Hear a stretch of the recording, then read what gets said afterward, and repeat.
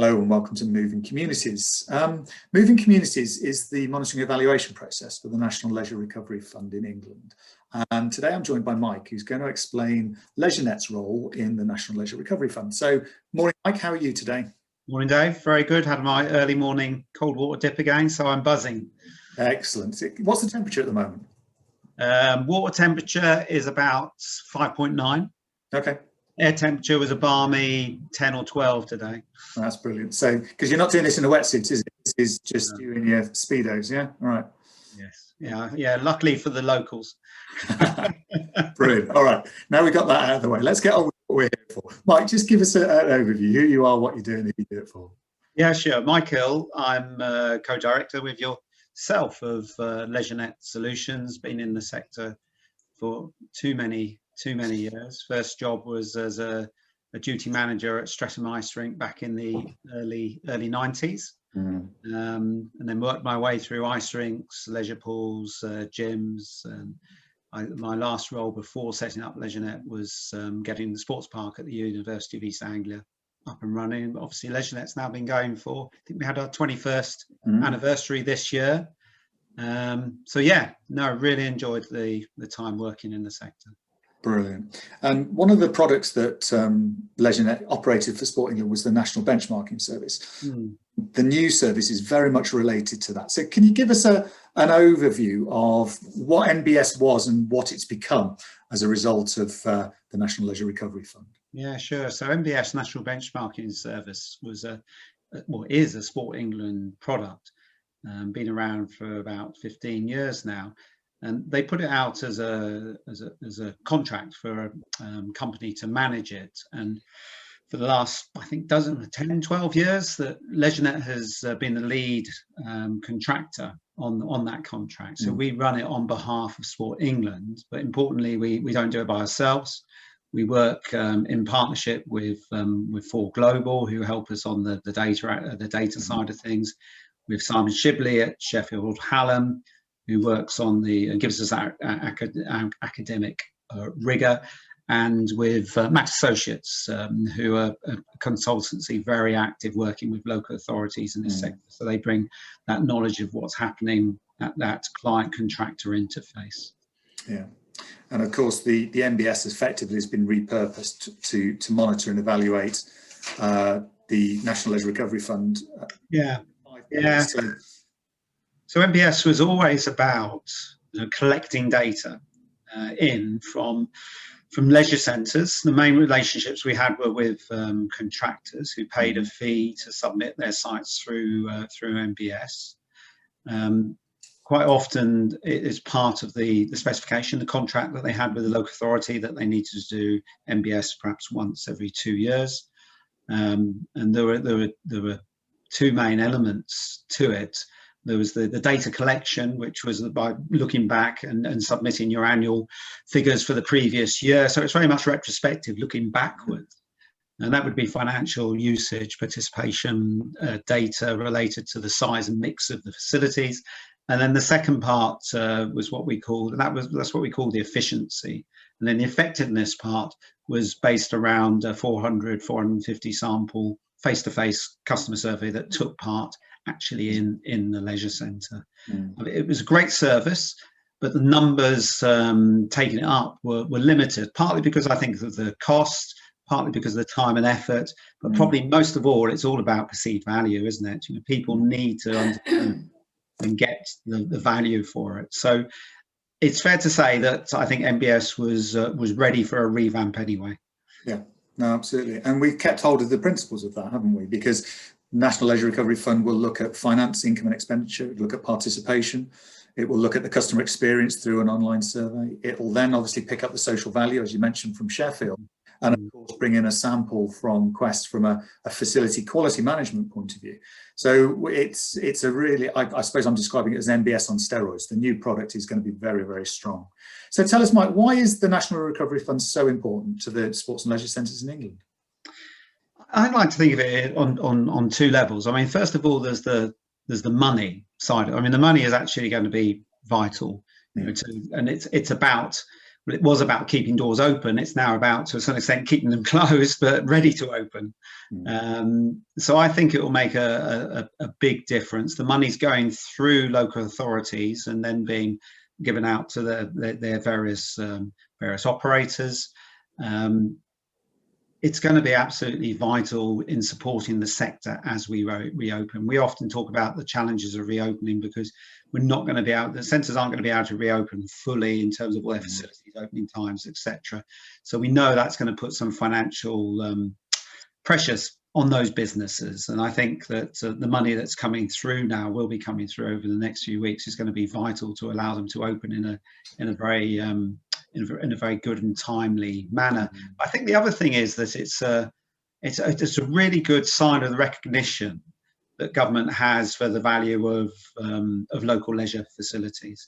This is the first time that anything like this has ever happened in terms of that direct funding coming from government via Sport England, to the local authorities and to the operators. And we, in this respect, I think the sector's done a good job and perhaps better than some other sectors in terms of accessing that finance. This money is only taking, or is meant to be a support mechanism up to the end of March. And one of the key things that this new moving community service is going to, one of the key rationale for it is actually providing the evidence and supporting another bid for further funding from the government, following on from carrying on from April 1st this year.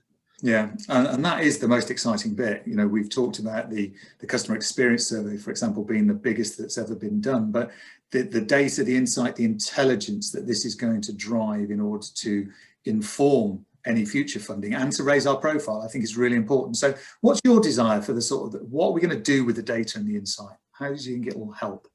I think it does, just to a great extent, it's about proving the case. One of the things that COVID has certainly done, and across all aspects of society, is to widen the gap.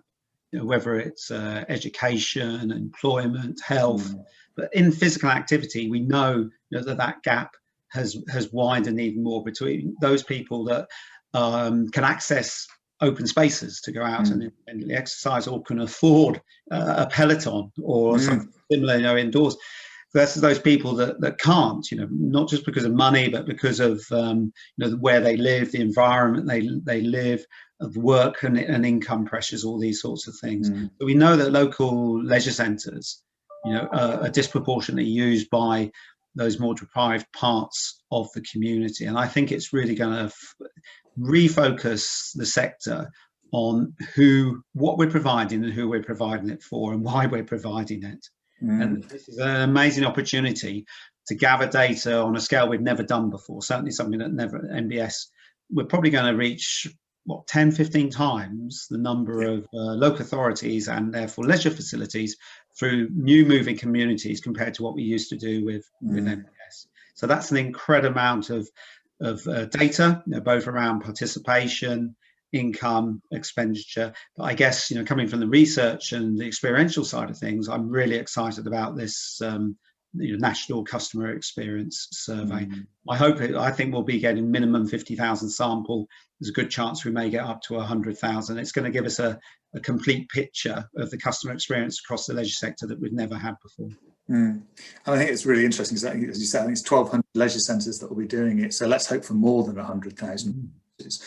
But there's two key questions in there for me around Net Promoter Score, for one, which is a really important piece of information, but it's also our confidence indicator as well, around how confident people were in things like the COVID secure processes and that type of stuff. So I think, yes, great demographic stuff, but actually getting some real insight that can help operators in decision-making processes going forward. Yeah. So how will that survey work? How do organisations join in with that?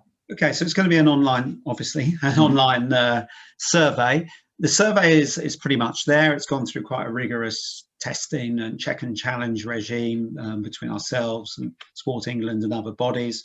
It's about a 15-question survey, probably half of which used to be in the old MBS survey, but half of which are now new. And the idea is that approximately 3 weeks after sites open, we'll be looking to send out an email invite with a link in to as many members or customers as possible that have visited in the previous 3 weeks asking them to complete this Sport England badged National Customer Experience Survey. We'll keep the survey open for about 2 weeks, with a reminder going out after week 1, and then probably a week or 2 after that, the results will start coming through, and all the local authorities and operators will be able to look at their own local results and then compare them and benchmark them against the national standards. So picking up on your point about our customer confidence indicator, how valuable would it be for a local authority to see how confident and comfortable their members, their returning customers are compared to a national picture there? That could really drive and inform some interesting decisions. And I think that's the most important part. It's the benchmarking element of this, isn't it? Because sites are going to be able to compare their own results with other sites that are of a similar nature. Locations are going to be able to do a comparison, and we'll have a national picture. So we'll drive some really interesting good practices, because we need to look at the outliers, who's doing well, find out why, and then share that information. So is there a process going to be in place to help sort of share not only the data, but share the insight and share the best practice? Yeah, so a key part of the new service is going to be quarterly reports, sector reports, and webinars. So I suspect if if openings go as planned, then probably come July, August time, we'll be doing our first quarterly summary report, and that will be all the parties involved, ourselves, Sheffield Hallam, 4 Global, pulling together to produce that sector spotlight on how that first quarter's gone, and that will then be shortly followed up by a webinar that will be open to all local authorities, all operators, any other interested bodies, where we have a panel of experts, if you like, coming in and looking at this data, analysing, interpreting it, and we can open up the discussion from there. Okay, excellent. And I'm sure we'll do some more conversations like this when we've got that information to share it wider. So Mike, I'm going to say thank you very much for your time. Thank you for your explanations on how the product's going to work, and take care, and we'll see you soon. Thank you. Thanks, Dave. Cheers.